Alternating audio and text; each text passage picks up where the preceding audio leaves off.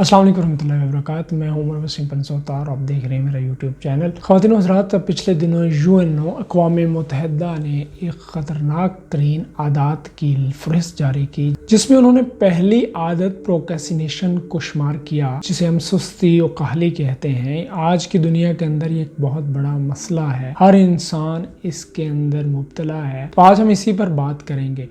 एक रिसर्च ये कहती है कि 95% दुनिया के अंदर लोग इसमें मुब्तला हैं, लेकिन मेरा ये मानना है कि हम 100% इसके अंदर मुब्तला होते हैं। दुनिया की हर इंसान इसके अंदर, उस पर कुछ फेजेस आते हैं और काहली के अंदर उसके बहुत सारा वक्त ज़ाया हो जाता है। इसका कोई ऐसा हल नहीं कि आपको कोई विटामिन्स दे दिए जाएँ और आप उन विटामिन्स के नतीजे में उस मेडिसिन को लें और आप बूस्टअप हो जाएँ और वो आपकी सुस्ती और काहली दूर हो जाए। ऐसी कोई चीज़ नहीं है। हाँ, वो वक्ती तौर पे आपको देगी, लेकिन उसके बाद जो आप पे सुस्ती और काहली का दौरा आएगा वो उससे कहीं ज़्यादा होगा। सबसे पहले तो अल्लाह रब्बुल इज़्ज़त से दुआ कीजिए कि वो आपको इज़्ज़ो कसल और इस बीमारी से जान छुड़वाए, और उस दुआ के बाद फिर आप नियत कीजिए। ये बुनियादी तौर पर इमोशंस का खेल है। आप अपने इमोशंस को कितना जानते हैं। अगर आप अपने इमोशंस पे आपकी ग्रिप है तो फिर तो आप बहुत आसानी से इससे छुटकारा हासिल कर लेते हैं। सुस्ती को बनाने वाले अवामल को अगर हम देख लें तो हमें अंदाज़ा हो जाएगा और फिर इसको दूर करना हमारे लिए आसान हो जाएगा। तो सुस्ती को बनाने वाले 5 अवामल हैं। सबसे पहली जो बात है कि हम अक्सर अपने दिन का हिस्सा या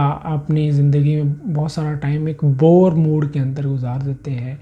हमें मालूम नहीं होता कि हम किस वजह से बोर हो रहे हैं, तो उस वजह से हमारे अंदर सुस्ती और काहली पैदा होना शुरू हो जाती है। दूसरी चीज़ जिसे हम फ्रस्ट्रेशन कहते हैं, यानी मुंतशर ज़हन होते हैं। हम किसी एक आइडिया, किसी अपनी मंजिल, किसी एक सब्जेक्ट ऑब्जेक्ट पे काम नहीं कर रहे होते। हमारे पास बहुत सारे रास्ते होते हैं, या हम एक सियासी परेशानी में फंसे होते हैं जो बज़ाहिर नज़र नहीं आ रही होती, या हम किसी दूसरे की बिला वजह की परेशानी के अंदर फंसे होते हैं। यानी सो मैनी केसेस हैं। ये पूरा एक टॉपिक है अलग से। तीसरे नंबर पर वो चीज़ है जिसको अमूमन हम इस कैटेगरी में पहले नंबर पर देखते हैं कि काम को मुश्किल लगते हुए उसको छोड़ने के लिए जी चुराना। जी हाँ, दुनिया के अंदर तकरीबन आधी से ज़्यादा आबादी इस तरह की है जो कि हर काम को चैलेंज समझ के करती है। तो उस चैलेंज वाली पर्सनैलिटीज़ के लिए तो ये काम नहीं है। वो तो इस काम को बहुत खुशी खुशी करते हैं, लेकिन इनका मसला ये होता है कि वो भी पहले जिस तरह बोरियत और मैंने आपको फ्रस्ट्रेशन का बताया उसमें मुब्तला होते हैं। चौथी बात जो होती है वो खासी इसमें प्रॉब्लम करती है कि किसी काम का वाज़िया ना होना और तरतीब के साथ ना होना। यानी आपने कोई काम करना है, आज आपने ऑफिस जाना है, ऑफिस से वापसी आते हुए फलां चीज़ लेनी है, फलां चीज़ लेते हुए ये काम करने हैं। बीच में हम थोड़ा सा प्लानिंग इस तरह रखनी है, जिसे हम स्ट्रेटजी कहते हैं कि अगर आपको कोई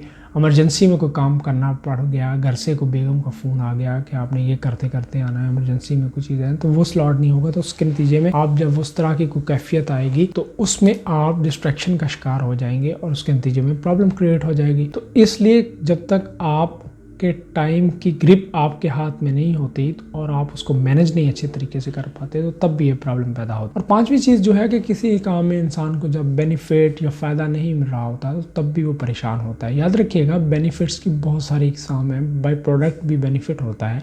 आप एक काम करते हैं, बज़ाहिर उसका कोई फ़ायदा नहीं होता है, लेकिन इन द लॉन्ग रन आपके लिए बहुत फ़ायदेमंद चीज़ हो जाती है। इसी तरह आप किसी के लिए नेकी पे कोई काम कर देते हैं तो बेनिफिट के सो मैनी ऑप्शंस हैं। इसलिए मैंने इसको आखिर में रखा कि बेनिफिट को देखते हुए आपने काम नहीं करना। आपने बज़ाहिर सबसे पहले तो जब तक आपका टारगेट वाज़ेह नहीं होगा तो आपको डिस्ट्रैक्शंस आएगी, आपकी ज़िंदगी के अंदर सुस्ती और काहली बढ़ जाएगी। तो आइए अब इसके हल की तरफ चलते हैं। जो काम भी आपको मुश्किल लगे उसको अपनी तबीयत और मजाज के मुताबिक आप कोशिश कीजिए कि उसको अट्रैक्टिव बनाएं। मसलन एक इंसान को रिपोर्ट लिखना बिल्कुल अच्छा नहीं लगता या उसको मजमून लिखना बिल्कुल अच्छा नहीं लगता। ऑफिस में उसको एक असाइनमेंट मिल जाती है कि किसी प्रोजेक्ट की रिपोर्ट बनानी है और अब वो मारा फिर रहा है, उसके लिए मुश्किल है, वो कहीं नज़र नहीं आ रही उसको चीज़। तो उसके लिए वो ये करे कि उसको पहले सोचे कि जब वो इस मज़मून को लिख लेगा, इसको कंप्लीट कर लेगा, तो उसकी जो अपनी सेल्फ रेस्पेक्ट है कितना उसको बूस्ट करेगी, फिर दूसरों की नज़र में उसका कितना फ़ायदा होगा। तो फिर ज़ाहिर है वो इस तरह की पर्सनालिटी का है, तो फिर वो इसको एक एज अ गेम ले, एज अ चैलेंज लेते हुए एज अ गेम कर ले, तो वो इसको एक खेल की तरह पर ले। और यूँ यानी वो अगर उसने 100 वर्ड लिखने हैं, हर 5 मिनट में अगर वो 20 लिख लेता है तो यूँ उसका एक टारगेट सेट हो जाएगा। और इसमें कोशिश करे कि जितने डिस्ट्रैक्शन वाली चीज़ें हैं उसको दूर कर दे।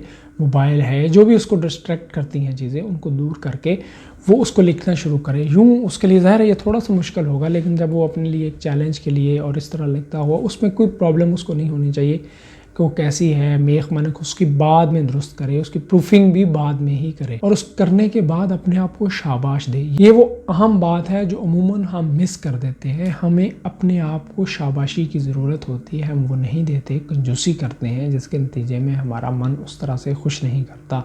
ہم دوسرے سے شاباش کی توقع کر رہے ہوتے ہیں، اپنے سینئر سے کر رہے ہوتے ہیں، تو وہ جب وہ نہیں دیتا تو ہم مجروح ہو جاتے ہیں۔ جب ہم اپنے آپ کو خود دے لیں گے تو اس کے بعد اس شاباش کی نیڈ کم ہو جائے گی۔ اگر دوسرا نہیں بھی دیتا تو ہم اس طرح بری طرح اندر سے ٹوٹیں گے نہیں جتنی بری طرح ہم اپنے آپ کو نہ شاباش دینے میں ٹوٹ سکتے تھے۔ تو یہ کام ضرور کیجیے۔ اس میں ایک اور فارمولہ اور جو اسٹریٹجی مجھے جس نے بہت فائدہ دیا وہ یہ ہے کہ جب آپ کو کبھی کام کرنے کو بالکل جی نہیں کر رہا، آپ کا دل کر رہا ہے کہ تھوڑی دیر آپ آرام کر لیں، اس کے بعد اٹھ کے کریں گے، تو جی بڑا کر کے تھوڑی سی ہمت کر کے وہ مشکل کام نہ کیجیے جس کو دل نہیں کر رہا، بلکہ چھوٹا سا کوئی اور کام کر لیجئے جس سے آپ کے مسلز اور آپ کا جسم ایکٹیویٹ ہو جائے۔ اس سے ہوگا کیا؟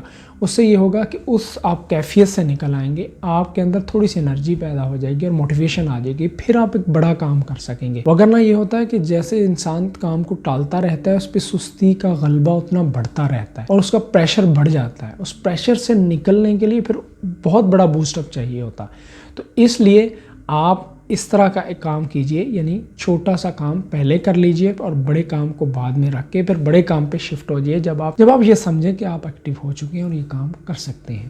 آپ نے وہ ایٹ دا ایلیفینٹ یا ایٹ دا فراگ والی فلسفی تو پڑھی ہی ہوگی سب لوگوں نے کہ وہ کام جو مشکل کام لگے اس کو سب سے پہلے کیجئے، لیکن میرے خیال میں آپ اگر اس کو اس طرح کیجئے کہ ایک لسٹ بنائیے کہ آپ کو جو کام مشکل لگتے ہیں وہ کون سے ہیں، ان مشکل کاموں کی فہرست بنانے کے بعد اس میں جو سب سے مشکل کام ہو اس کو بھی کیٹیگرائز کر کے علیحدہ رکھ لیں۔ جب وہ مشکل کام کو پھر آپ جس وقت میں سب سے زیادہ فریش ہوتے ہیں یا شروع کے اندر دن کا جو اولین وقت ہوتا ہے اس میں اس کو کچھ ٹائم دیجئے اور کوشش کیجئے اس کو پارٹس میں کیجئے۔ آپ نے کوئی پروجیکٹ پہ کام کر رہے ہیں تو اس کو ضروری نہیں کہ سارا دن آپ اسی کو دے کے کریں، اس کے تھوڑا سا کام کر لیجئے۔ ظاہر ہے یہ تو مینجمنٹ کی اور پروجیکٹ مینجمنٹ کی ساری چیزیں بہت ساری آج کل کی دنیا کے اندر ہیں اور اس کو ہم سمجھتے بھی ہیں اور کرتے بھی ہیں۔ اس کو کرنے کے بعد انجوائے ضرور کیجئے، لطف اندوز ہوں، تھوڑی دیر کے لیے ریلیکس کریں، دوستوں کے ساتھ، کولیگز کے ساتھ اس کو شیئر کریں۔ اس سے آپ کے اندر تھوڑی سی انرجی اور اس کام کو مزید اچھا کرنے کی ایک بوسٹ آپ کو ملے گا۔